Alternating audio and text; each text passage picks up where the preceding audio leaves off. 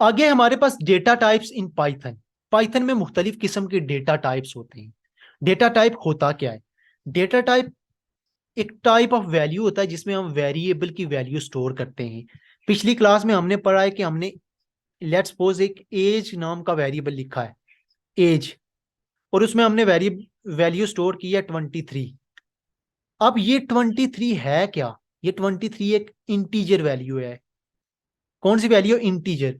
तो पाइथन खुद ब खुद कह देता है, अगर हम कोई और प्रोग्रामिंग लैंग्वेज लिखते हैं ना, जैसा कि सी प्लस प्लस में, तो हमने इस वेरिएबल की डेटा टाइप को पीछे स्पेसिफाई करना होता है कि ये इंट है, ये इंट है। लेकिन पाइथन हमें ये देता है कि आप वेरिएबल में जो ही वैल्यू स्टोर करते हैं, तो पाइथन खुद ब खुद समझ जाता है कि ये कौन सी वैल्यू है, ये इंटीजर है, ये फ्लोट है, ये कोई करेक्टर लिखा है या अल्फाबेट उसने लिखा है। तो ये हमारा जो है ना सिस्टम ही खत्म हो जाता है, हमें ये टेंशन ही नहीं लेनी। तो हम वेरिएबल की वैल्यू को चेक भी कर सकते हैं। टाइप एक फंक्शन है जिसके जरिए हम चेक कर सकते हैं कि जो हमारे पास वेरिएबल में वैल्यू स्टोर है वो किस टाइप की है, वो किस डेटा टाइप की है।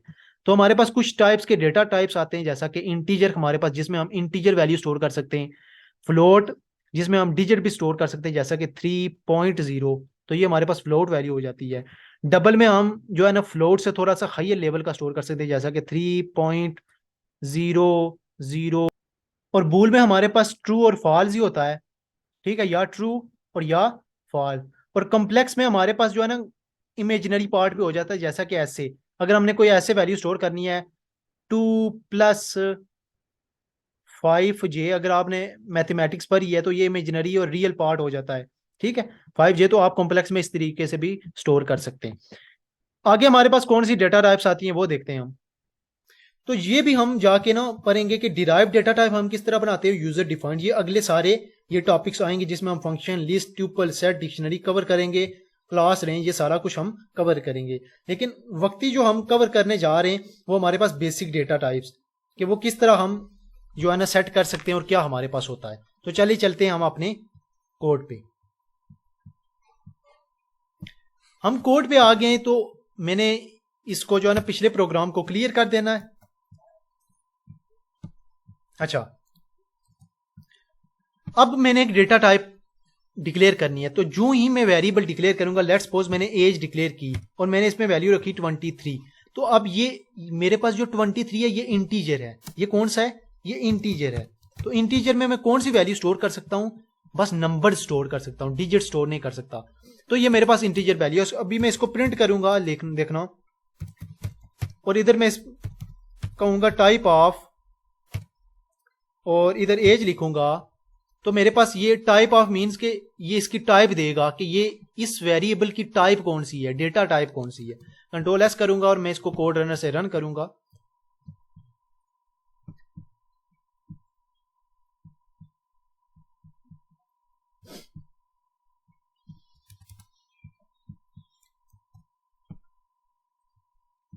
तो ये देखें, मुझे टाइप बस लिखना, टाइप ऑफ नहीं लिखना। तो ये टाइप मुझे दे रहा है क्लास इंट। ये कौन सा वेरिएबल जिसमें वैल्यू, ये क्लास कौन सी है? इंटीजर की। अगर मैं इसको करता हूं .0 तो ये मेरे पास फ्लोट बन जाएगा, क्योंकि फ्लोट में हम डेसिमल स्टोर कर सकते हैं। तो फिर मैं इसको रन करूंगा तो ये मेरे पास नीचे जाके जो है ना, इसको मैं स्क्रीन को आउटपुट को क्लियर करता हूं, फिर मैं जाके रन करता हूं। तो ये मेरे पास क्लास दे रहा है फ्लोट, ठीक है। अच्छा, अभी मैंने डबल भी देना है, तो मैं इसको जो है ना डेसिमल ज्यादा दे रहा हूं। तो मैं डेसिमल ज्यादा दे सकता हूं डबल में, फ्लोट का ये इनहांस्ड वर्जन है, ठीक है। अभी ये फ्लोट ले रहा है, मैं इसको और ज्यादा दे रहा हूं ताकि मेरे पास डबल आ जाए। तो ये जितनी रेंज होगी इसकी उतना तक आएगा दोनों। अभी मैं इसमें कोई स्ट्रिंग वैल्यू लेता हूं। लेट्स सपोज मैं स्ट्रिंग वैल्यू लेने के लिए या करेक्टर लेने के लिए मुझे ये डबल कोट्स लेने पड़ेंगे। इधर मैं लेता हूं IMR तहसीन, कंट्रोल एस किया और मैं जो है ना वापस जाके अपने कोड रनर को रन करता हूं। तो ये मेरे पास स्ट्रिंग दे रहा है, STR मीन्स स्ट्रिंग, ये स्ट्रिंग है, ठीक है। और अगर मैं इस तरह स्टोर करूं, ये ट्रू, ये मैं इधर स्टोर करूं ट्रू, एज ट्रू है मेरे पास, कंट्रोल एस करूं और फिर मैं वापस इसको करूं, तो ये मेरे पास दे रहा है बूल। बूल का क्या मतलब होता है? बूलियन, ट्रू या फॉल्स। एज में या ट्रू आएगा या फॉल्स आएगा। तो ये टाइप के जरिए हम चेक कर रहे हैं कि इसमें जो डेटा टाइप है वो कौन सी है। अगर मैं इस तरह स्टोर करूं, जो कॉम्प्लेक्स होता है 5J, तो ये हमारे पास कॉम्प्लेक्स डेटा टाइप है।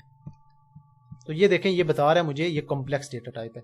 तो आपको फिक्र करने की कोई जरूरत नहीं है, आप जो ही वेरिएबल को वैल्यू देंगे वो डेटा टाइप खुद ही हैंडल करेगा, और आपको इसमें कोई भी जो है ना तरद्दुद करने की जरूरत नहीं है। ठीक है, तो जो ही आप इसको प्रिंट करेंगे एज को, तो ये आपके पास जो है ना स्क्रीन पे आउटपुट को प्रिंट करके दे देगा। ठीक है, तो ये देखें आउटपुट प्रिंट करके हमारे पास दे दिए। तो डेटा टाइप्स यही होती हैं। इंटीजर मीन्स के simple int value digit store कर सकते हैं, फ्लोट मीन्स उसके उसमें डेसिमल भी स्टोर कर सकते हैं ऐसे। ठीक है, अच्छा स्ट्रिंग मीन्स के उसमें ये स्ट्रिंग आपने ऐसे स्टोर करनी है ऐसे, इसमें कोई भी आप जो है ना सेंटेंस लिख सकते हैं। ठीक है, करेक्टर में भी यही होता है, आप करेक्टर में बस एक करेक्टर स्टोर कर सकते हो ऐसे, एक करेक्टर, उसमें पूरी ये ऐसे स्ट्रिंग नहीं स्टोर कर सकते। ठीक है, करेक्टर ऐसे होता है। और उसके बाद आपके जो है ना बूल ट्रू या फॉल्स, ये ट्रू या फॉल्स ये होती है। और उसके बाद जो है ना कॉम्प्लेक्स में आप जो है ना रियल और इमेजिनरी पार्ट रख सकते हैं। ठीक है, इस तरीके से तो ये डेटा टाइप्स हमारे पास बनती हैं। तो इसको आपने जो है ना देखना है, आपको पता होना चाहिए कि जो वैल्यू हम स्टोर कर रहे हैं वो कौन सी डेटा टाइप की है, वो इंटीजर की है, फ्लोट की है, डबल की है, स्ट्रिंग की है, करेक्टर की है, बूलियन की है या कॉम्प्लेक्स की है। ये आपको पता होना बहुत जरूरी है। तो इस तरीके से डेटा टाइप हम जो है ना देखते हैं।